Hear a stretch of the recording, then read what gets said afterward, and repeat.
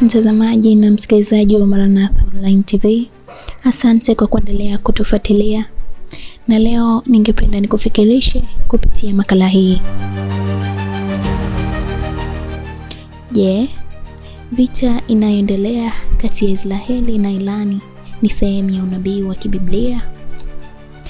Kwa karne nyingi, eneo la Mashariki ya Kati limekuwa kitovu cha migogoro ya kisiasa na kijeshi. Lakini sasa, kutokana na vita vinavyoendelea kati ya Israel na Irani, wengi hufikiria matukio haya ya sasa yanaweza kuwa sehemu ya mpango wa Mungu.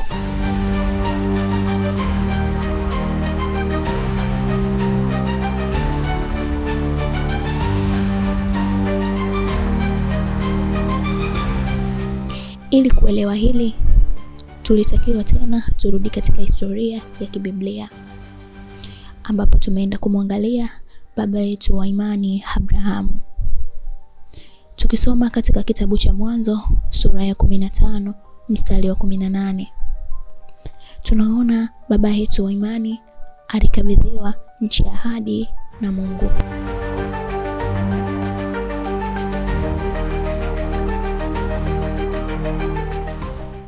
Biblia inazungumzia matukio ya mwisho wa dunia.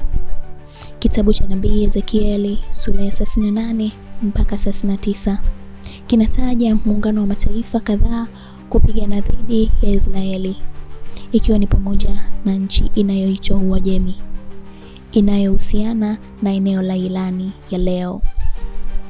Wanafunzi wa Biblia wanaona kwamba vita hii vinaweza kuwa mwanzo wa maandalizi ya matukio makubwa zaidi, hatua ndogo kuelekea unabii wa siku za mwisho. Aidha, kitabu cha Zekaria kinataja mataifa mengi kukusanyika dhidi ya Yerusalemu, mji mtakatifu unaohusiana na historia ya imani ya Wayahudi, Wakristo na Waislamu.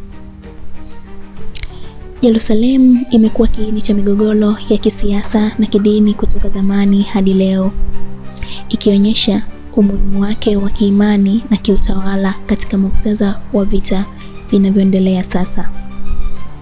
Hata hivyo, si kila mtu anakubali tafsiri hizi.